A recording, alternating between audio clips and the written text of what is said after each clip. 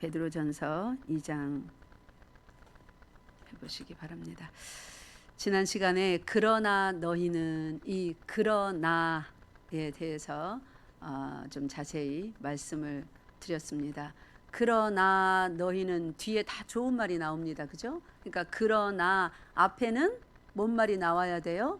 사람이 얼마나 죄인인지, 하나님의 뜻대로 살지 못하고 이 세상이 얼마나 죄가 관영한지, 그럼에도 불구하고 하나님은 그의 백성들이 이 땅에서 어떻게 살기를 원하는지, 그리고 백성들은 하나님의 원함대로 어떻게 여전히 살지 못하고 많은 죄악된 모습을 보이고 있는지, 그런 것을 쭉 앞에 기록하고 있습니다.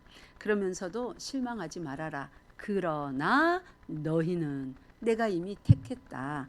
택하신 족속이요 왕같은 제사장이요 거룩한 나라요 그의 소유가 된 백성이니, 앞으로 잘하면 그렇게 해줄게가 아니라 그렇게 형편없이 못하고 있음에도 불구하고, 그러나 다른 사람들은 그렇게 형편없이 죄악의 굴레에서 벗어나지 못하고 그렇게 사는 동안에 너희도 그러고 사는데, 문제는 뭐예요? 그러나 너희의 어떠함이 아니라 내가 너희를 선택하였고 너희는 내 소유가 됐으니까 왕같은 제사장이다. 전혀 왕같은 제사장의 모습으로 살지 못하는데 하나님이 다시 한번 그들을 위로하고 격려하며 선포하시는 거예요. 내가 너희들을 선택했다. 내가 너희들을 불렀다 하고 그들에게 이 편지를 받아보는 소아시아의 여러 지역에 흩어져 신앙생활하고 있는 그 성도들에게, 오늘날 우리들에게 다시 한번 확인시켜 주시는 것입니다. 인생이 그렇게 힘들고 어렵지, 핍박하는 자가 그렇게 많지, 그래서 너희가 믿음을 금방이라도 다 잃어버릴 것 같은 그러한 위험도 느끼고 두려움과 공포 속에 살지, 그러나 하시며 그들을 선택한 이 소유 삼으신 이가 누구인지를 밝히고 무엇 때문에 그렇게 하셨는지를 밝히는 부분이 지금 2장 9절입니다. 이 베드로 전서가 쓰여진 기록 배경을 보면 한참 그 로마의 네로 황제, 아주 지독한 폭군이며 박해자죠. 그리스도인들에 대해서. 그래서 자기가 미치광이 짓을 벌인 그런 일들도 기독교인들이 그렇게 한 거다 하고 전부 다 덮어 씌워서 기독교인들을 찾아서 죽이는 일, 그리고 모든 백성들의 원망을 그 기독교인들에게 퍼붓도록 그렇게 한 아주 간사하고 악한 왕이기까지 합니다. 그것이 주후 64년쯤부터 이제 로마의 박해가, 이 네로 황제에 의한 박해가 점점 심해져서 주후 64년쯤 되면 로마 전역으로 이 박해가 이제 퍼집니다. 그 예루살렘에서 시작된 박해가 이제 로마 전역으로 확산이 됩니다. 그런 시절에 이 베드로 사도가 이제 쭉 보니 이 박해가 곧 끝날 것 같지 않습니다. 그리고 그 당시 예수를 믿는 사람들의 마음 속에는 이 박해가 점점 로마 전역으로 퍼지면서 언제 내 집 문을 벌컥 열어젖히고 이 박해가 내 집에 찾아올지, 와, 두렵다, 무섭다 하는 그 공포감이 한창일 때, 그 날들을 살아내면서 예수 그리스도는 하나님의 아들이시요 죽었다가 사흘 만에 부활하셨습니다. 그가 메시아이십니다 하는 명확한 그 신앙 고백을 붙들고 살아야 되는. 왜냐하면 우리는 이렇게 교회에 출석하고 여러 가지 일들을 하고 예배를 드리고 하지만 매번 주는 그리스도시요 살아계신 하나님의 아들이십니다, 이걸 우리가 매번 선포합니까? 아니잖아요. 그죠? 마음으로 믿죠. 물론 머리로 알죠. 그렇지만 우리 입으로 매번 선포하면서 확인하면서 신앙생활 하지는 않습니다. 그죠? 그걸 마음으로 전심으로 믿어요. 그리고 선포해야 될 때 또 우리가 함께 고백합니다. 근데 이 로마 시대는 우리하고 좀 양상이 다릅니다. 그들은 박해 시대에 살았기 때문에 늘 그리스도가 하나님의 아들이 아니고 메시아가 아니고 십자가에서 그냥 죽었고 살아나지 않았다고 말하라고 강요받았습니다. 그리고 그들의 신앙을 체크했습니다.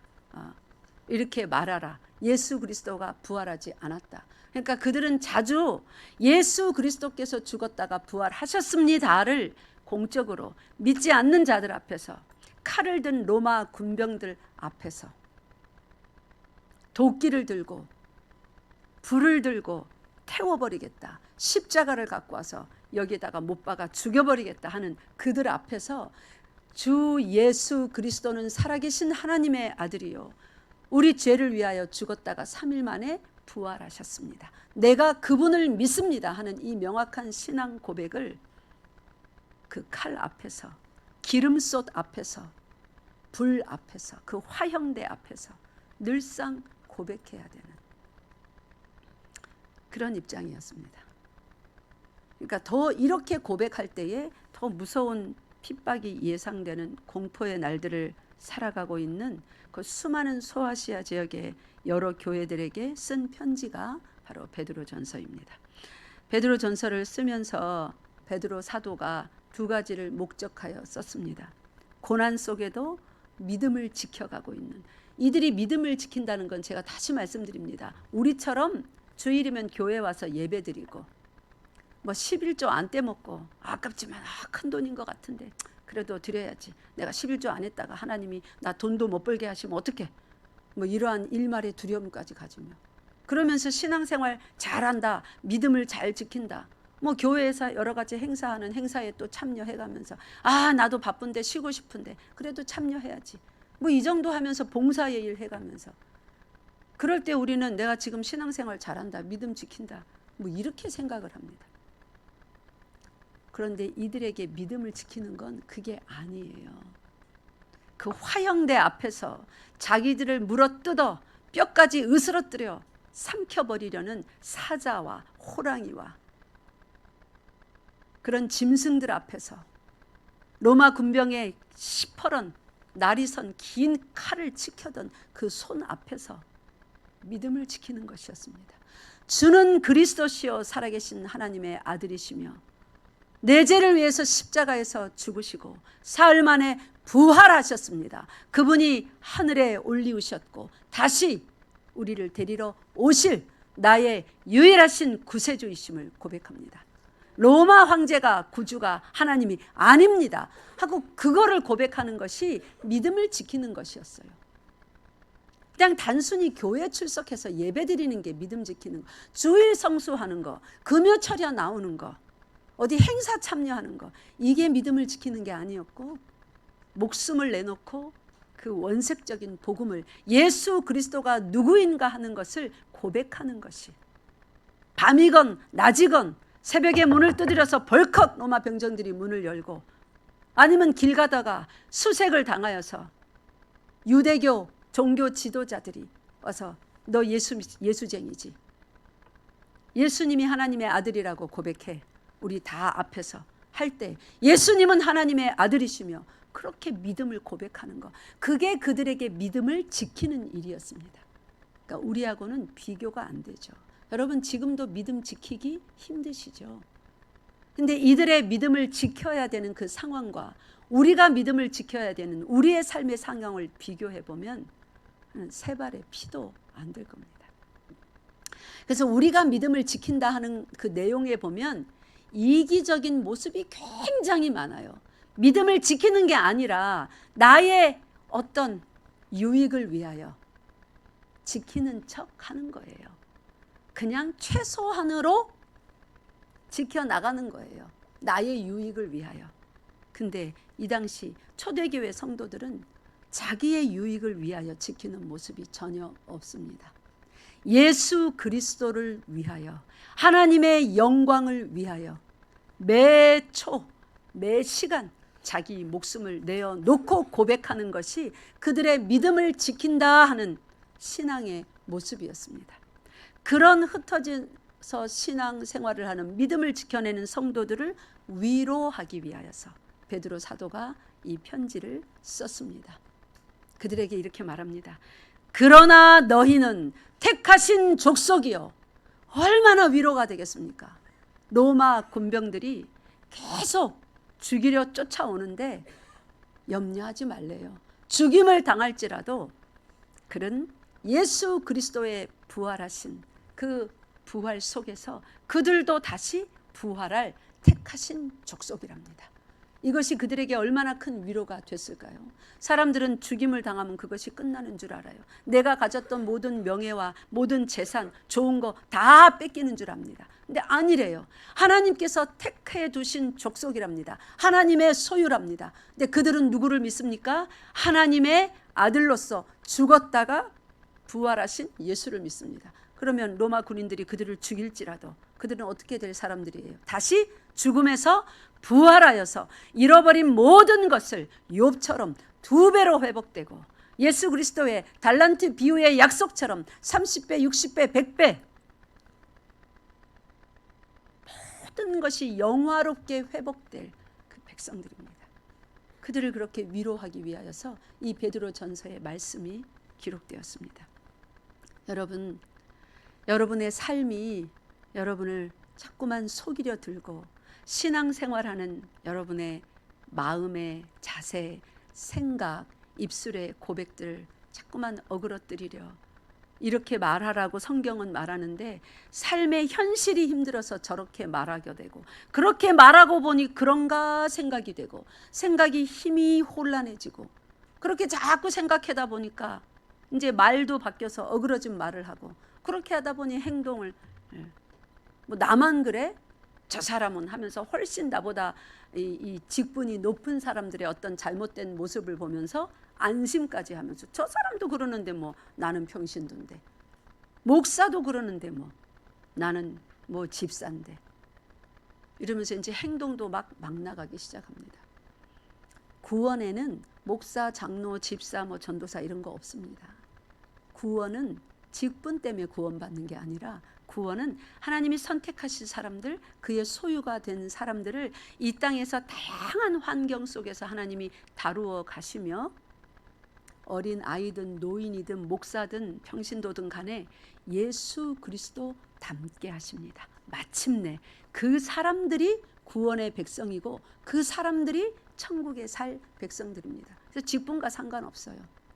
목사고 장로고 간에 지옥 갈 사람들 천지라고 많은 사람들이 또 간증하지 않습니까? 내가 천국에 가봤는데 내가 지옥에 가봤는데 예수 그리스도께서도 지옥 갈 사람, 천국 갈 사람이 많다고 하지 않았습니다. 그래서 우리는 옆 사람을 보면서 어머 저 사람이 저러는데 뭐 이 정도야 그런 생각에 빠지지 마시고 딱 예수 그리스도 바라보시기 바랍니다. 성경에 뭐라고 기록되었는지 성도의 자세를 성경에서 배우기 바랍니다. 그래서 성경에서 말씀한 대로 그렇게 예수님을 따라가셔야 됩니다. 아무리 삶이 힘들고 어려워도 세상이 악하게 변해가도 예수님께서 말씀하십니다. 그러나 너희는 택하신 족속이요. 그 말은 내가 너희를 택했기 때문에 그 세상 속에 절대로 물들어서 다시 세상으로 흘러가도록 내버려 두지 않겠다 하는 말씀이십니다. 여러분이 택함을 받았음을 믿습니까? 여러분이 주의 소유임을 믿으십니까? 네. 그걸 믿음이라고 하는 거예요. 내가 나의 신앙생활의 모습을 보면서 내가 택한 사람 맞나? 하나님이 나를 선택하셨나 진짜? 그러면 나의 생활은 맨날 왜 이렇지? 이렇게 하는 것이 아니라 입술이 먼저 고백하게 하세요. 네. 여러분의 혀가 주는 그리스도시요 살아계신 하나님의 아들이시며 그분이 나도 주의 몸을 삼기 위하여서 나를 선택하셨다. 여러분에게 성경이 쥐어져 있고 그 말씀을 들었을 때 기분이 나빠 적극적으로 내가 부인해야 되겠다는 생각이 안 들거들랑 큰 믿음까지 없어도 적극적으로 부인해야 되겠다. 이건 말도 안 돼. 그런 생각이 안 들거들랑 입술로 고백하세요. 주는 그리스도시요 살아계신 하나님이시며 나의 구주이시며 나를 선택하셨기 때문에 내 오늘의 모습은 이 모양일지라도 내 내일의 모습, 궁극적인 모습은 예수 그리스도 당신과 꼭 같을 줄 믿사옵나이다. 이걸 믿음이라고 합니다. 믿습니까? 여러분 순종이 뭔 줄 아세요?